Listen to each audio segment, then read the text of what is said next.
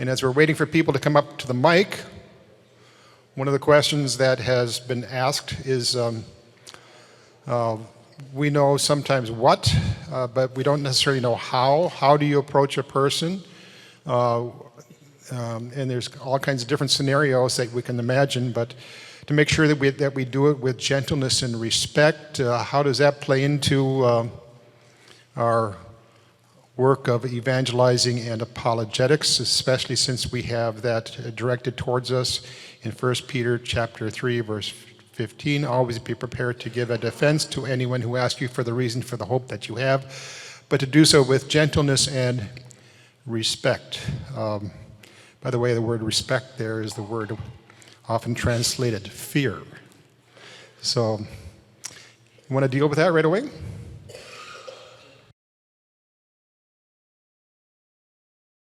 That's a question I asked myself. I've been working with Gary Locklear for more than a decade doing creation conferences, mostly in Wisconsin and in Mequon, where Gary teaches. Gary's a good friend of Angus Manouche, who's well known to Craig Parton, and has been the secretary of the Creation Research Society. And Gary presents every summer when we have these conferences on positive creation evidences. So, in fact, both he and I have focused a good deal on presenting the positive argument for creation as opposed to tearing down the opposite argument. And in some ways that didn't get us very far. We're mostly preaching to the choir, but we don't often think about how it is that we go about presenting what we know. And the question I was asked earlier about the mission field, I think is part of the answer to that the better we know the mental world, the cultural world of the people that we are speaking to, the more accurately we are able to cite the positions that they hold, and sometimes, like Luther apparently did, to cite the Quran in conversation with a Muslim is one of the best ways to show that respect for other people. But we would do well, I think, to be aware of how our message comes across to other people and make sure that we don't present their position in a way that they would disagree with. So those are at least my initial responses, and I think probably both of you should weigh in on that too. What do you think? You're very gentle. You're going to be tough. I was listening to that question that Adam was asked about an apologist that would be most effective today. And I have one. Not a theologian, not formally trained in theology, in a different area entirely, that appeals to people with an artistic sense and has contributed to the conversion of more people in Japan than any other Christian apologist ever, and that is J.S. Bach. I would nominate J.S. Bach as the best apologist who used his gifts to create works of absolute stunning transcendence. He is the standard in music, whether you're a secularist or not, or a Christian. And I have found that study of Bach and listening to Bach and being conversant with musicians in Bach's compositions and being involved with organizations that promote Bach is completely consistent with the apologetical task. We haven't talked very much about tender-minded people, but being a good evangelist means to understand the mindset of the person you're talking to. And some people just aren't moved by hard evidences. It's not that they object to you using historical evidences, it just doesn't hit them at the level a Bach can hit them in. One quick illustration. The Bach Festival in Carmel, California occurs every July. And the last time we were up there for it was for a Lutheran worship service in the Mission, where a group of pagans got together, vested up, carried in the processional cross, and did Bach a service, a cantata service, as it was in Bach's Leipzig in the 17th century. These people are moved on a level that we can't understand, that music of the type that Bach is doing reaches. So keep him as a key evangelist. If you want to take home study somebody in the historical side and study someone who delivers on the transcendent side with powerful missionary results. J.S. Bach. I actually want to second that by telling a story of a Russian who became a Christian as a result of the music of Bach. I met the guy about a year ago. Missionary to Russia by the name of Leif Camp was coming to Canada and hoping to raise money to build a church in Russia. I'm not sure exactly where. I think it's not too far from the Ukraine. And he brought along with him a man by the name of Yaroslav Boychenko. And Boychenko was a guy who grew up in a non-Christian home, an atheistic home, and heard the music of Bach and was entranced by it and wanted to find out not only about the music, but about the composer. And in the process of it, he became a Christian. He's a pastor, and he and Leif were doing these concerts. Boychenko was pretty good on the piano, so they would do concerts in various churches and tell the story. And Boychenko became a Christian because of the work of Bach and the motivation behind Bach's musical compositions. So I second your suggestion, Craig. What was the question again? Was it? How do we assure that we approach people with gentleness and respect and when we apologize? If you know me, you know I can't help but talk about jiu-jitsu. There's one thing I've learned, so it's this martial art, right? And one thing there's wonderful analogies, I guess, or metaphors in jiu-jitsu with apologetics, in that you learn to be very comfortable under a lot of pressure and to breathe and relax, though things are getting, somebody's got their head wrapped around your neck and you see stars, you can tap and get out of it. But so I think with apologetics, posture is not everything, but is extremely important in that you're relaxed and you're breathing. And I don't mean that just like literally, but that you're not so quick to assert things. I know Luther says to be a Christian is to assert. That's in the bondage of the will. There are times, though, and this would be, Greg Koukl makes this point that we live way past the age of Christendom, and like you were talking about, the language we use is we're comfortable using, and we should use it in our own circles, but it's lost on a lot of people. So being not so quick to assert things, but to listen more, ask more questions, to learn your context more, let other people tell you, just by way of conversation, what their objections to the gospel might be or what their issues might be. And I think that kind of posture is much better than the megaphone kind of approach on the corner. And even Paul's words in Colossians 4 about let your conversation be full of grace, seasoned with salt, make the most of every opportunity. I mean, that passage in Colossians 4, I think it's verses 2 to 6, is just a gold mine for how it is that we can be conveyors of grace, be people of hope. I mean, there's so many people, I guess if you watch the news or listen to much of what's going on in the world around us, there's so much negativity and people say dumb things and then they double down on the dumb thing and they triple down on it.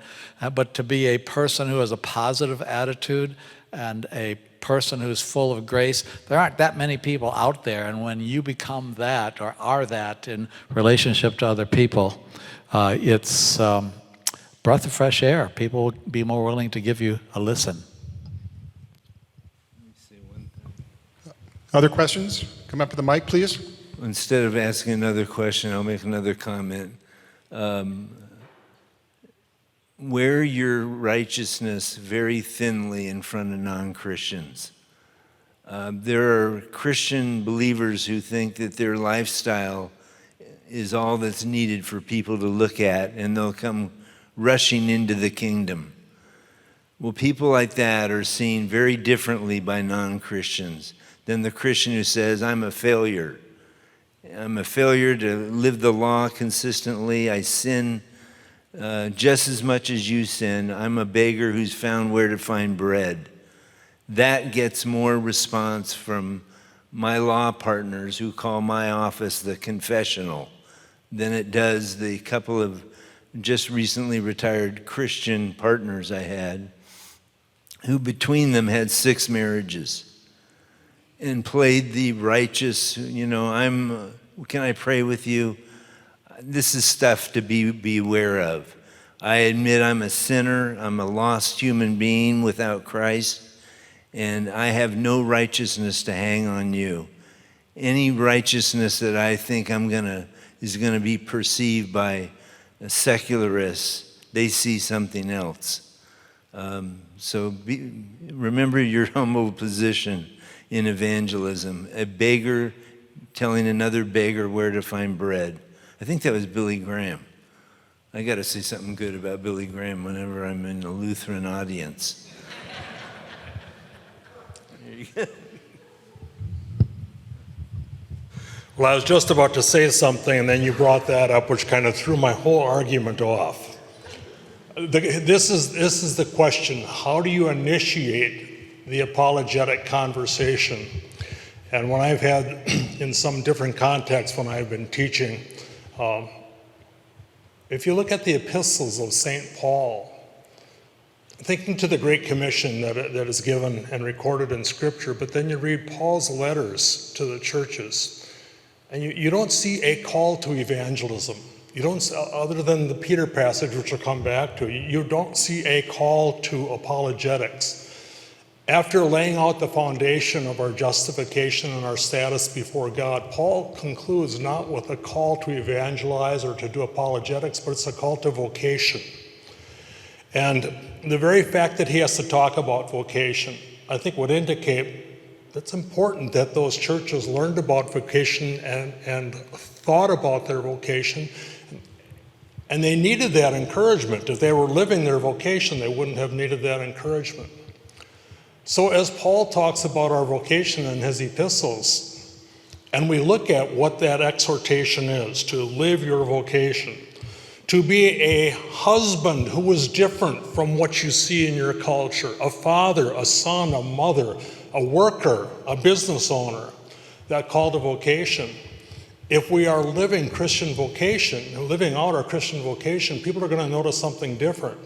What makes you different? And I think one of you might have mentioned something about that. I don't remember if it was last night or sometime today, but what makes you different? And then coming back to the Peter passage about always be ready to give an answer or a reason for the hope that you have. So the question or the comment has to do with initiating the apologetic conversation. I think a lot of people would say, boy, I learned something about apologetics at this workshop. What am I supposed to do? Am I supposed to go out? Am I supposed to on the airplane talk to the guy next to me and say, hey, I want to have a conversation with you? Or do you have a neighbor or a coworker? Or do you go out knocking on doors? The question is, how do you initiate that? And what role does vocation play in initiating the apologetic conversation? Your vocation is that of a Christian pastor or layman or teacher or whatever, but Jim Peterson, who was an evangelical, I think Montgomery would have liked him then, was part of the Navigators. He wrote a book where he talked about witness as like rowing a boat around an island and asking questions, and all of your questions are looking for a place to land. And so by asking questions, we dispel a stereotype that Christians, apologists, are there to dump a load on you and tell you all the right answers that you need to have for the questions that you're not really asking. But by asking questions, You're learning about their world, so you are becoming much more aware of needs that exist in that person's life. You're learning some of their stories, and you ask question after question after question. It might take 20 or 30 questions that they have the opportunity to respond to, because most people love talking about themselves and what they've been doing in their family. That's a winner in a conversation. But as you ask questions, and it might take a lot of questions to get to that point, you are looking for the place to land that boat, to take it to shore, and shift the conversation just a little bit to why you feel the way you do or why you think that happened to you. And sooner or later, that guy is going to ask you, so what do you think about this? And then that'll be an opportunity for witness, or maybe even responding to a serious objection. I remember going on calls in the community from door to door and would run into people as we do these canvassing types of calls, and run into people that used to be part of a church. And I learned the practice of asking them the question, what was it that caused you to drop out? And for many of those people, I was the first person that ever asked that question, because they stopped attending church and nobody from that church seemed all that interested in knowing why they weren't coming anymore. But and then listen to what they had to say. And then the next question to follow up on a question like that is to say, so what might happen? What would be most likely to lead you to drop back in? And those people have typically never thought about the possibility of coming back, because they're still angry at the church because nobody cared the fact that they left. But that was using questions to give other people a chance to tell you what's making them tick, what's important to them. And as you row that boat, you just keep asking question after question. It's not really that difficult to do. You are dispelling the stereotype of the Christian who's more ready to speak than to listen. I think it was Billy Graham that once said, God gave you 2 ears. Probably a lot of people have said it. Gave you 2 ears and 1 mouth, and intends you to use them in that proportion, to do twice as much listening as you do talking. So that's a way. Plus, when you ask the question, you give the floor to them. You are, in some sense, controlling the conversation, where the conversation goes, but you're also honoring that person because you really want to know. And if you're asking questions, you need to be listening carefully and hearing what they have to say, because one of the worst things that you can do is to ask a question later on in the conversation that the guy already answered 5 minutes earlier, and he realizes, oh, you really weren't paying attention to me after all. So that's how you initiate a conversation. I mean, next time you're on an airplane, or next time you're in a grocery store, or talking to a clerk or somebody like that, ask some questions, because there are a lot of lonely people in our world today that would love to be able to say something that's on their heart and mind. I think it's Insensible Christianity. Montgomery addresses this, and it's really quite a memorable moment. He says, gospel first, apologetics second. So gospel invocation, speaking the gospel to your kids, maybe as a teacher or whatever, and then the questions that come back when somebody asks you for a reason for your confidence in that, that's when the apologetic table might be set. And it might be that apologetics is not a silver bullet. You know, there might not be always these apologetic moments. So I think trying to force a conversation in that direction, apologetics, is misplaced. So in my little life, I spend a lot of time around, in addition to home, here's the jiu-jitsu conversation again, at this gym filled with Muslims and a few Jews and some atheists and conspiracy theorists, and they're all over the place. And I get the wildest questions when we're all changing in and out of our gis and things. And sometimes they're, did you listen to this podcast with Joe Rogan and Wes Huff, this Canadian apologist? Or sometimes it's, I was driving by this Lutheran church the other day. I know you're Lutheran, and there was a rainbow flag with a trans thing in it. What's up with that? And so I never get to set the table to initiate it. It just sort of comes. I think that's the posture you got to learn as an apologist, is when the questions come, be ready to answer those questions. But being ready for that requires a whole lot of thinking and humility and preparation. And salt your answers. I've had opposing counsel in a matter I have in court tomorrow ask what I'm doing in Minnesota. Just did ask during a break. I said, I'm here to talk about the facts of Christianity. That's all I said. This one guy said, the what? He said, there are no facts. It's just a choice whether you have faith or not. I said, that's absolutely not the situation with Christianity. We'll talk about it sometime. I want to talk about it now. Well, I don't have time now. But just look for opportunities to inspire people to ask questions about what you're doing and get it off of you. I know we're talking vocation, but I can't stress enough, God will let people see your vocation shine through you.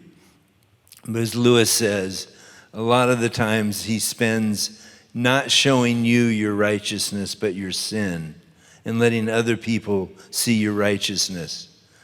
But those people that focus on trying to show their righteousness end up being quacks,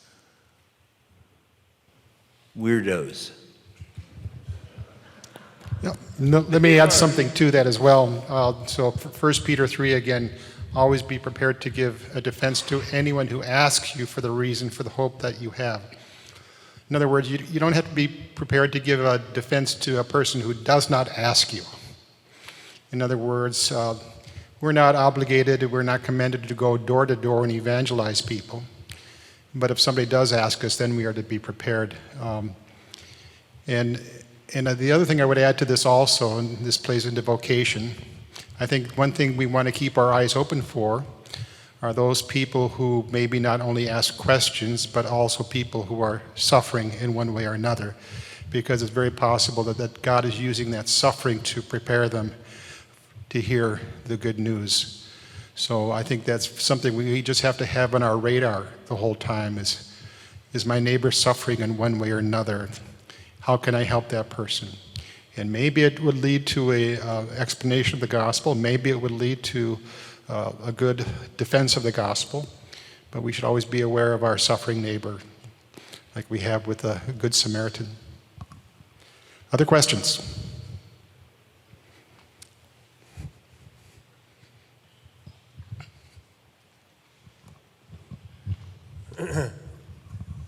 Thank you, David. I thought he was going to hang on to it, but he's got more faith in me than I do. For all three of you scholars, would you define apologetics as the study of whether Christianity is true? Yes or no? What's the question again? Could you define apologetics as the study of whether Christianity is true? Let's say that doctrine is the study of what is Christianity, or what does the Bible say. Could you then define apologetics as the study of whether what the Bible says is true? Yeah, I was going to say yes. Yes. Okay. That's a good start. You gotta answer. I'll say no. No, Start with him. Want me to explain that? okay. I have no doubt that Christianity is true, so I don't really need to defend it, but I can speak a response to the specific thing that's stuck in that person's craw. So I'm operating with the assumption that Christianity is true. Okay. Okay. Well, let's take the assumption that. Yes. Okay. Follow up. The Pentecost speech, sermon by Peter consists of 4 arguments. It reads, or was spoken, it reads like a attorney's closing arguments in a trial. It doesn't read like a pastor's sermon. There are four arguments by which Peter is trying to show that what he is saying is true. Is that apologetics? Yes. Yes. Yes. Okay. So, what that means is the very first evangelistic presentation, in the scriptures after Jesus' ascension is deeply apologetic. Yes or no? Okay. I'll say yes first this time. There's a great, now older book by F.F. Bruce called The Defense of the Gospel in the New Testament that illustrates that throughout the New Testament there are apologetic concerns across the book. Not everywhere, but... But I want to add just a little bit more here. I got to ask you a question first. What's in every sermon in the book of Acts? Excellent. In the book of Acts, there are 11 evangelistic presentations. Every one includes argument that it's true. It's not just Paul on Mars Hill. Every one. So, is apologetics an essential part of evangelism? Yes. Are we teaching that to our men? Are we teaching that in our seminaries? Are we teaching that in our sermonizing? It's sometimes hard to draw a line between apologetics and evangelism, and I think Lewis reflected that in the essay on Christian apologetics, because he starts by talking about evangelism and then he shifts gears into more specifically apologetics. So anytime you're sharing the faith, you are putting yourself out there, you're putting the truth of the gospel out there, and that's likely to be challenged. And then you follow it up. Is apologetics an essential component of evangelism? Yes, it's completely consistent with evangelism. I think so, yeah. Completely. And it's centered on the resurrection. That was what I was getting at was mentioned in every sermon in the book of Acts. The resurrection and its facticity. Right on. I like you.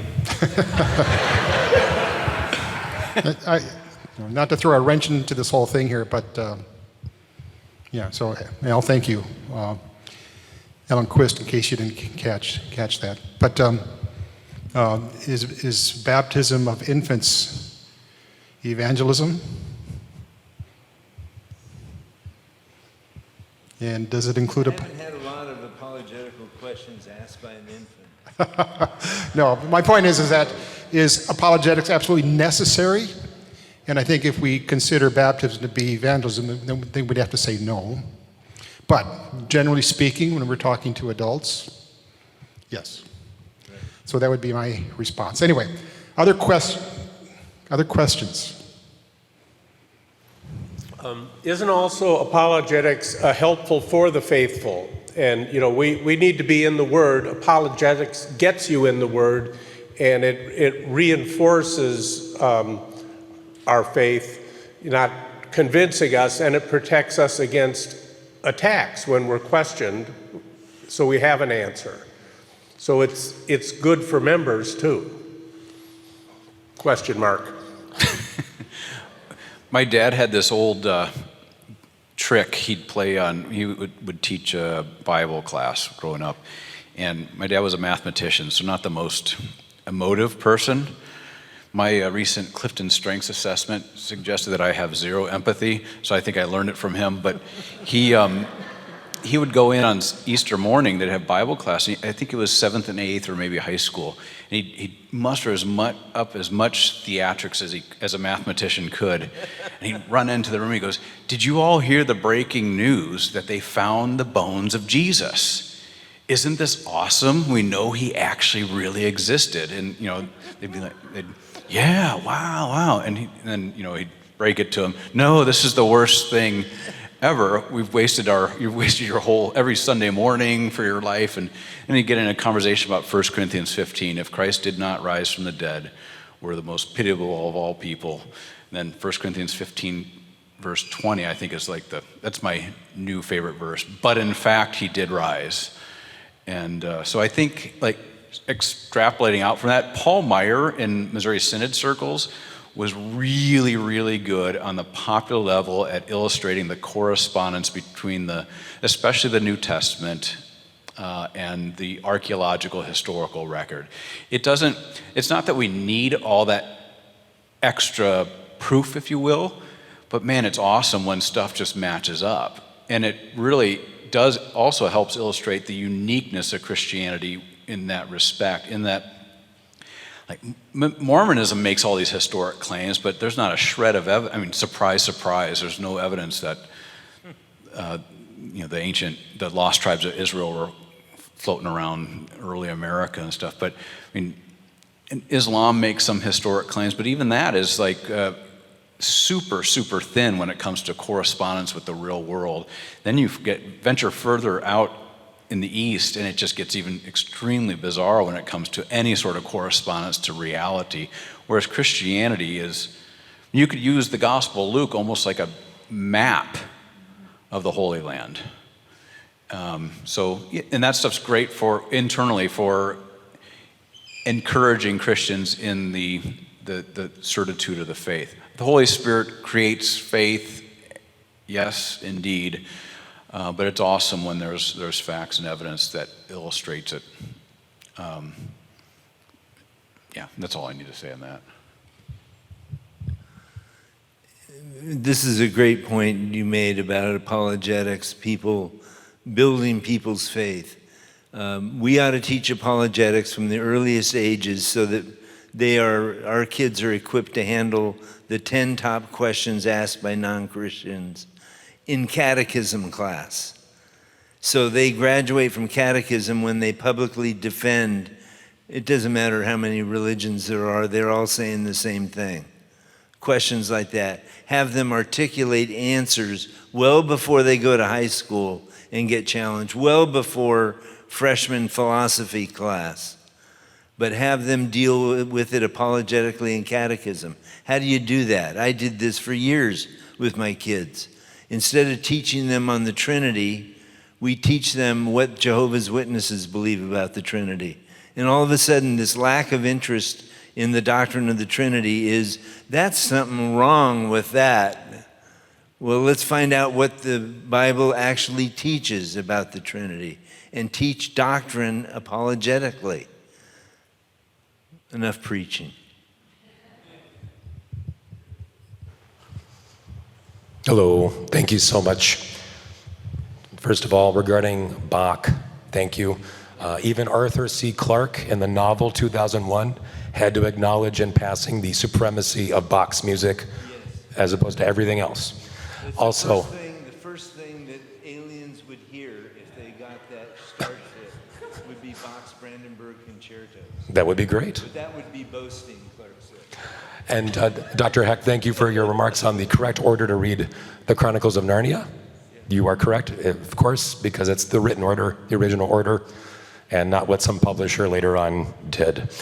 My question is, I'll start with Dr. Francisco, would you have wanted to be John Warwick Montgomery's, Dr. Montgomery's pastor?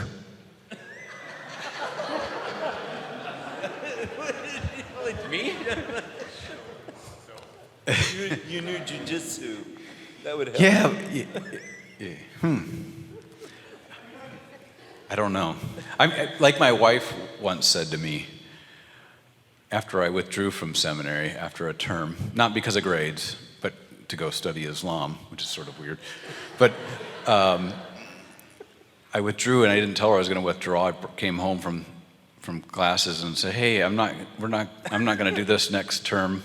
I got accepted to go do the PhD." And she goes, "Oh, thank God, because you'd make a terrible pastor." Apparently, push-ups aren't a good way of dealing with whininess. But that would be interesting, because well, I have a very simple answer to it. No. Lord have mercy on me. I wouldn't want to be his pastor. It does remind me of something that David Thompson said earlier, because I talked about how Jesus was constantly asking questions and telling stories, and David told me about one other thing that Jesus did frequently, which may be a tool that we could put in our quiver of arrows for Christian witness and apologetics. You want to talk about John Warwick Montgomery was apparently really good at this, but Jesus made a lot of outrageous claims or statements that provoke conversation and reaction from people and engage them in conversation. I think you should tell us about that a little bit more.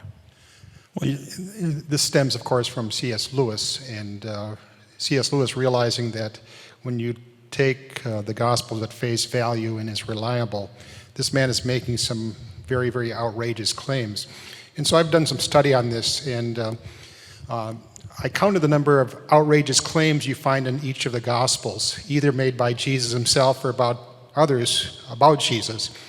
So in the Gospel of Matthew, you have approximately 46 outrageous claims about Jesus, and these are really outrageous. And then in the Gospel of Mark, you have 32. In the Gospel of Luke, you have 70. In the Gospel of John, you have over 100 outrageous claims. And sometimes the story I like to tell is this. There was an interview by a Christian radio host about 10 years ago or so, and the Christian radio host was they were talking about the claims of Christ, and the Christian radio host said one time that he went into a psychiatric hospital, and when he went in there, he was approached by one of the patients, one of the residents right away, and the resident came up to him and he said, do you know that I am the second son of God? And the Christian radio host said, no, I didn't know that. How do you know that? And the patient said, well, God told me. And then another resident from across the room said, no, I didn't.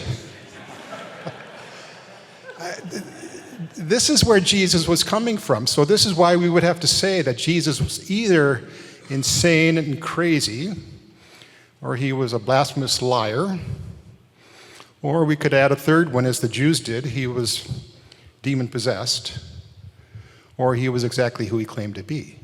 Those are your choices, your only choices. And then what does the evidence say? What is the evidence, and what does the evidence say?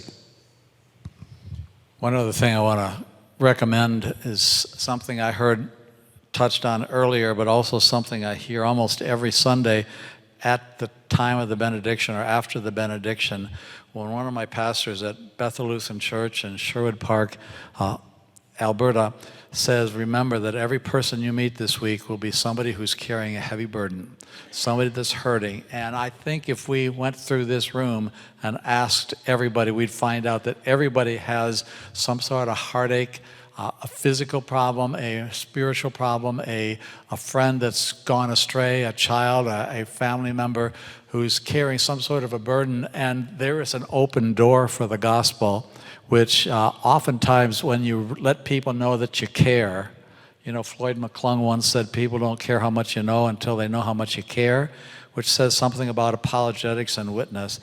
And if you can show compassion to the person that you meet, that you care about the difficulty that they're going through right now, because we all are in one way, shape, or form, maybe a big one, maybe a tiny one, but show that kind of compassion, it's going to probably convey more compassion towards that person than he's heard in a week or the last month even. Thank you so much. Other questions?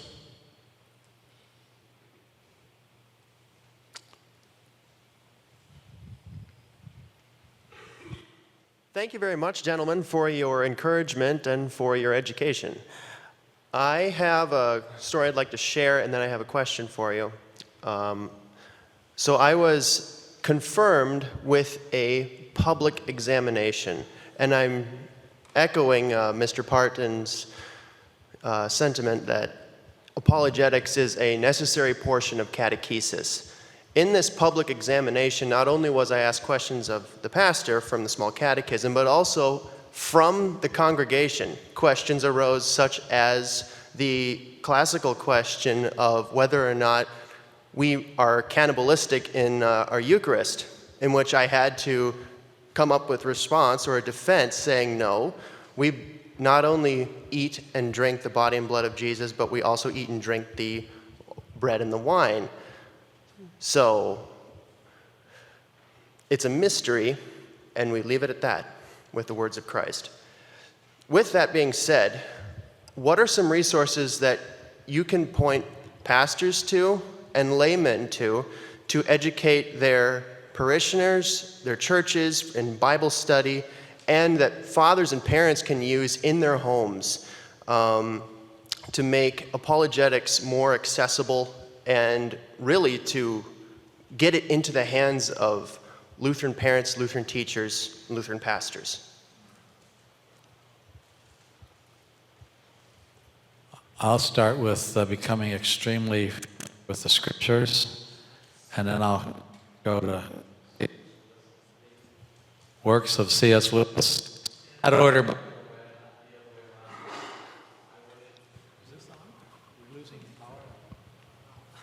Just don't hold it at the antenna. You have to hold it up a little bit higher. Okay. The familiarity of the individual, the parents, the kids with the scriptures is the most important thing I think that you can offer.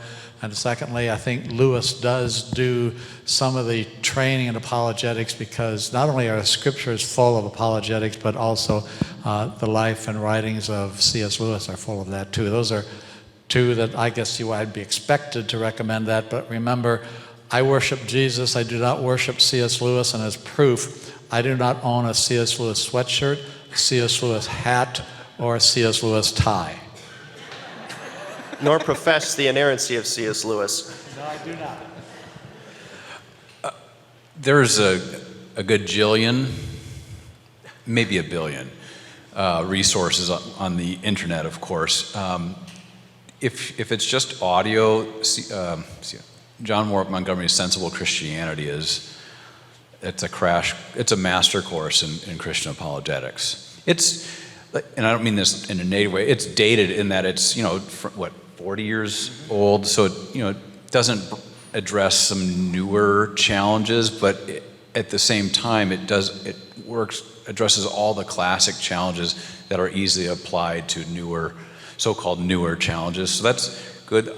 If you need visual stuff, YouTube's your friend. You just got to use it with the discernment in terms of like Wes Huff. If you've heard of Wes Huff, the kind of all of a sudden became a superstar in the social realm after Joe Rogan interviewed him. He's got a series called Can I Trust the Bible, which is all about, and it's my high school youth that I teach love it because it's not your normal documentary, but it's quirky and kind of appeals to that younger generation, but it gets into it's traditional reliability of the Bible stuff, but applied to the recent stuff like Bart Ehrman puts out in the popular arena about the millions or hundreds of thousands of variants across the manuscripts, etc. So there's things like that. I don't know. I could go on and on, but a lot of the stuff, though, you have to use with discernment. Not a lot, but some of the stuff you have to use with discernment. So, for example, William Lane Craig is really popular among some Christians, and he's got some good stuff to be sure, but he has also got some stuff, where he's, in the realm of creation and historical Adam. That's you probably wouldn't want to show young people, not because you want to hide it from them, but you'd at least want to prepare them for it. So. I think preempting stuff for young people. It's better that a young person hears about why there's a footnote with respect to the long ending of Mark, for example, or Mark 16, verse 9 and following, from their pastor or a fellow Christian, than going to college and reading Misquoting Jesus or whatever Ehrman's latest best-selling money-making book is. So just preempting those things that are out there, and tons of resources on YouTube and other things. So. And everything Craig Parton's written. Here's the $20. R.C. Sproul's Reasons to Believe. It's very old, but it's kind of eternally relevant. And Make the Dinner Table, free access to apologetic question and answers. We have got to get kids familiar with the objections to Christianity earlier and earlier. 5th grade apologetics should be there. where they start dealing with one or two objections and how to handle them.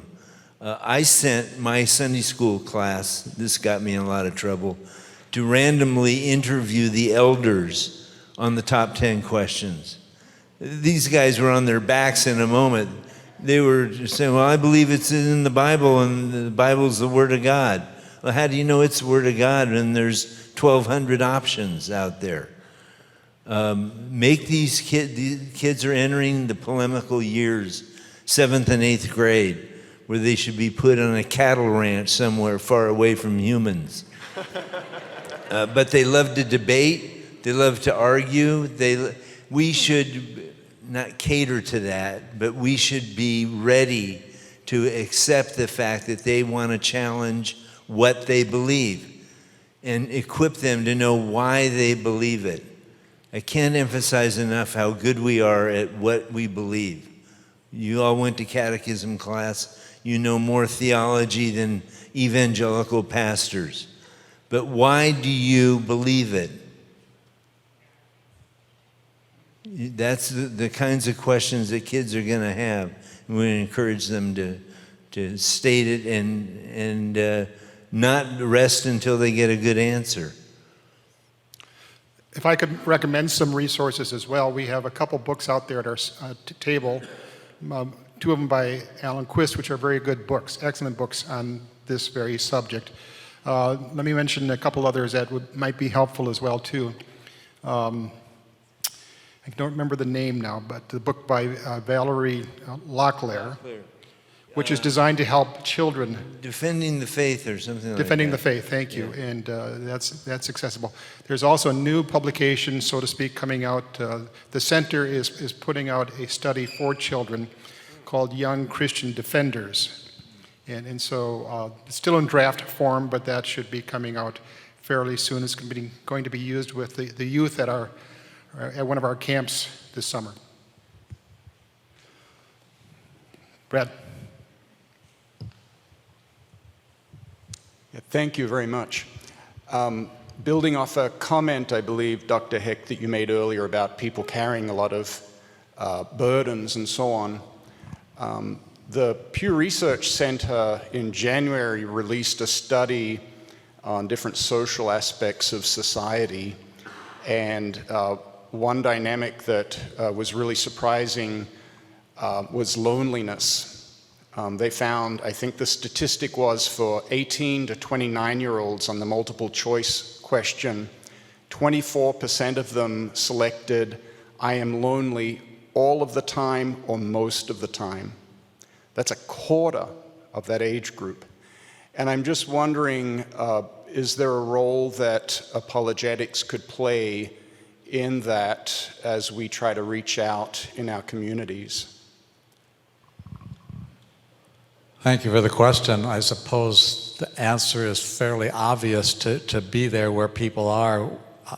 I remember Mother Teresa years ago, she's no longer with us, but she came to the States, and I think this was in Green Bay, Wisconsin. She spoke at a Catholic college there, and she says she's seen famine around the world, but she's never seen a famine as huge as the famine of loneliness in the United States of America. And maybe it's a function of cell phones and televisions and movie theaters where we are learning to interact one-on-one with a screen on a handheld device, and we lose the ability to interact with people socially. Maybe that's part of the problem. But to be able to sit down and let people know that you care and will listen to them, maybe that's a hard thing for us to learn. I can see in my own life my attention span is not what it used to be, and maybe that's growing older and my age is a factor in that. But I also think that I am a product of some television, some movies, and some cell phone time where the image changes about every 15 seconds, and so I'm being taught by the internet, by television and theater, to expect a change of venue, a change of image every 15 seconds. And if I have to look at a page of a written text for more than did I say minutes? I meant seconds, every 15 seconds. If I have to look at a page of printed text for more than 30 seconds, then I have difficulty with it myself. So maybe we all need to relearn some of the ability to interact with people. But anybody, young or old, at any stage in life can make it a mission to be a listening ear and a compassionate soul for so many of those people out there that are in fact lonely. I think you're right on. Anybody else? One last question now. Stephen? Thank you. Stephen Brockdorf, Reformation Lutheran Church, Hillsboro, Oregon. It appears to be a growing number of apologists for atheists in the world and online. One notable young man is Alex O'Connor. Okay, he even debated Ben Shapiro, considered that combination. Have any of you ever thought about engaging with gentlemen like him? I think it would be very valuable because Alex O'Connor is just consumed by a lot of young people right now.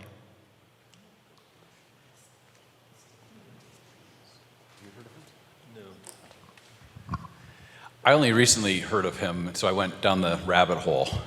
And yeah, he's powerful in a way, like a contemporary social media way, in that he seems very humble, very smart, he's young, sophisticated, so on.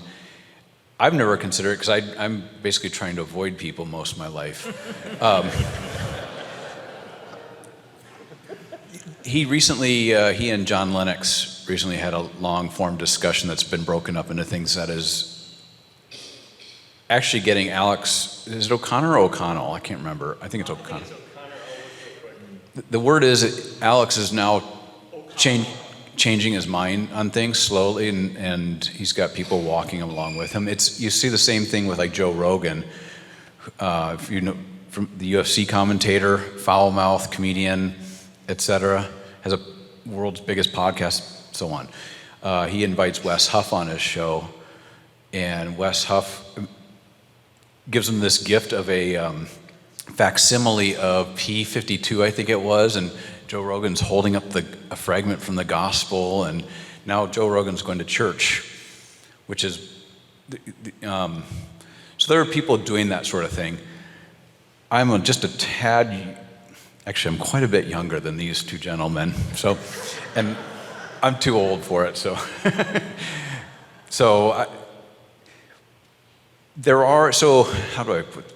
There's something that's going to be filmed next year in Cambridge University.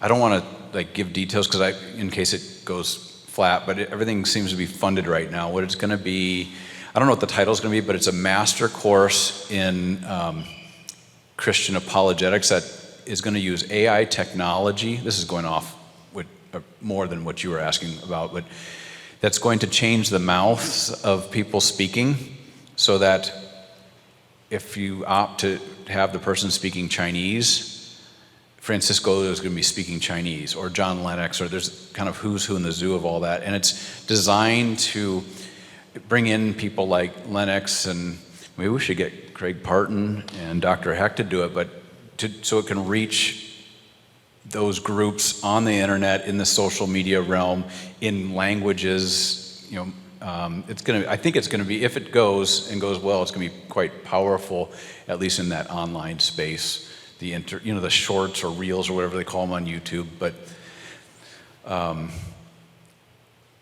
yeah. You'll be surprised to hear that reminds me of something that C.S. Lewis once wrote. In his autobiography, he talks about how a young atheist can't be too careful because there are traps and stratagems lying everywhere. The stuff that you read, the people that you run into, God is already out there. Jesus is out in our communities, in our world, and he invites us to join him in this exciting journey of making disciples, and sometimes in very, very unusual ways. And maybe that's what's happening with Alex O'Connor. But I don't want to slip into Reformed theology and assert the sovereignty of God, but God knows what he's doing, and he loves everybody, and he's got ways in which if people are willing to listen, that he can speak to them, to their deepest needs, and only he can fill those needs. And we have to go forward as witnesses and apologists with that confidence and be ready to give that defense and sometimes even offer it if we're not even asked. All right, I think we'll call it quits, but I want to thank all of you people for hanging in here the whole time. It's a good crowd, even to the very end. Usually we lose a lot more people, but thank you. And we'll give credit to these presenters for you being here this long. So let's give them one more round of applause. Thank you, gentlemen.